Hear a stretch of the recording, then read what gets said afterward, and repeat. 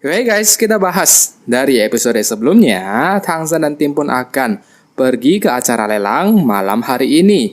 Sebelum itu, mereka meminta bantuan dari Selong untuk memesan barang yang ingin dibeli. Selong sangat terkejut setelah melihat jumlah pesanan dari Tangsan yang dalam hitungan ton. Di antaranya adalah 10 ton biji besi, 5 ton logam murni, dan 5 ton tembaga. Kakek Tai pun meminta Selong untuk memberi diskon. Setelah hal tersebut, Tangsan dan lainnya pun pergi ke sebuah restoran. Namun di sana tersisa satu meja makan saja. Tangsan bersikeras meminta satu meja tersebut. Namun sayangnya, sudah ada orang yang memesan. Beberapa saat kemudian, orang-orang dari Istana Wuhun pun muncul dari belakang. Ketuanya bernama Miles, laki-laki centil penggila wanita. Miles pun sedikit beradu mulut dengan Selong. Ia ingin agar asosiasi pandai besi menyerahkan diri sepenuhnya kepada mereka. Selong pun sangat marah karena kota Kangxin tak pernah setuju untuk bergabung dengan Istana Wuhun. Namun Miles terus menindas orang-orang di kota Kangxin karena hal tersebut. Setelah hal itu, Miles pun sangat terpesona. Setelah melihat Rongrong dan Xiao, ia ingin mendapatkan mereka. Miles pun mengusir Selong dan segera mengarah kepada Rongrong. Hingga akhirnya, Tangsan pun menghentikannya dan mengeluarkan mereka dari sana. Enggak.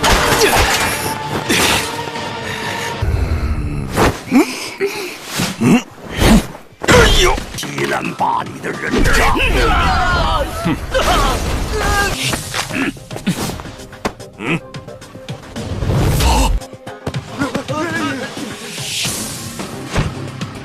还不快滚！走走。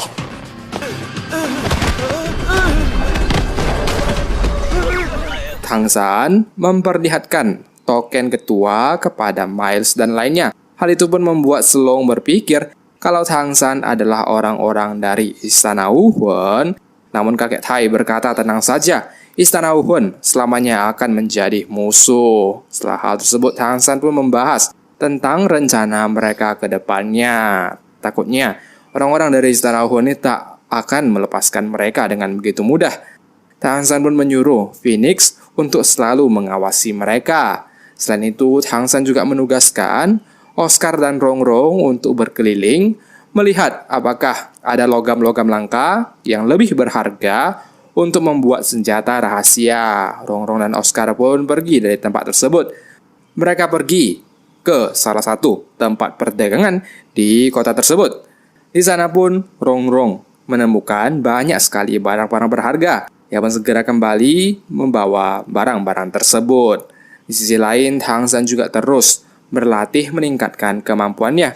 Sedangkan Phoenix juga terus mengawasi orang-orang dari Istana Wuhun. Hingga 2 hari kemudian, mereka pun kembali berkumpul di meja makan. Rongrong datang dengan sangat gembira. Ia membawa banyak sekali barang-barang berharga. Dengan kemampuan khusus klan Ubin Pagoda, Rongrong pun bisa melihat emas bahkan di dalam lumpur sekalipun. Kali ini Rongrong pun membawa benda yang sangat berharga, rambut kristal yang pernah kita jumpai dulu. Ia membawa banyak sekali bebatuan rambut kristal. Tangsan berkata, ini bisa membuat setidaknya 1000 pisau kristal. Setelah itu, Rongrong juga membawa pulang setumpuk besi dingin.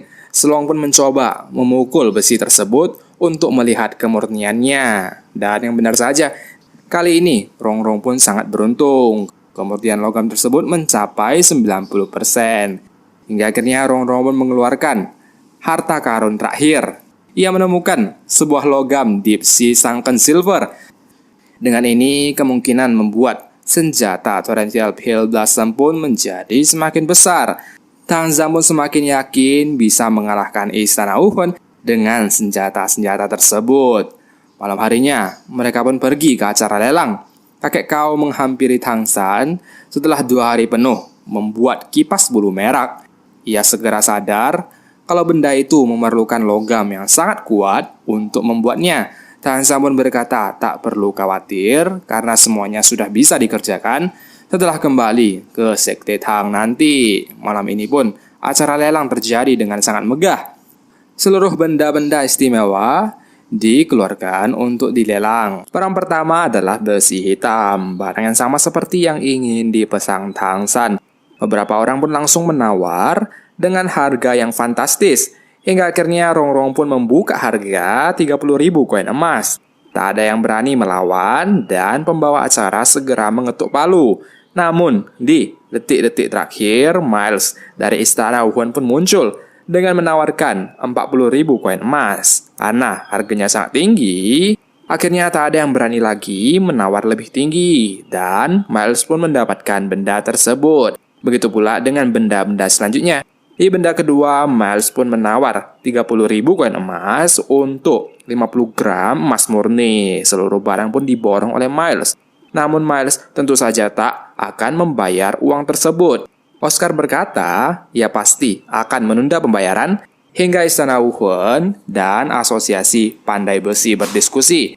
Saat itu juga Asosiasi Pandai Besi pun pastinya akan kalah di bawah tekanan dari Istana Wuhan. Tang San pun menyuruh Rongrong agar tak perlu merebut barang milik Miles lagi. Cukup menawar saja barang yang Miles tidak inginkan. Malam hari itu juga seluruh barang pun hanya didapatkan oleh Miles dan Tang San.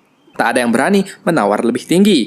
Hingga akhirnya di dua barang terakhir ini sangatlah spesial karena dibuat langsung oleh kakek kau. Semuanya pun sangat penasaran akan hal tersebut.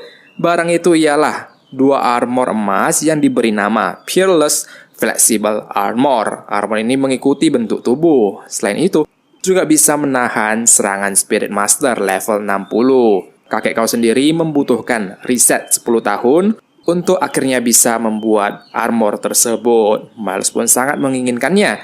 Begitu pula dengan peserta lain. Miles ingin memberikan satu set baju tersebut kepada Pi Pitong dan satu set lagi untuk dirinya sendiri. Tanpa panjang lebar, Miles pun langsung menawar dengan harga 1 juta koin emas.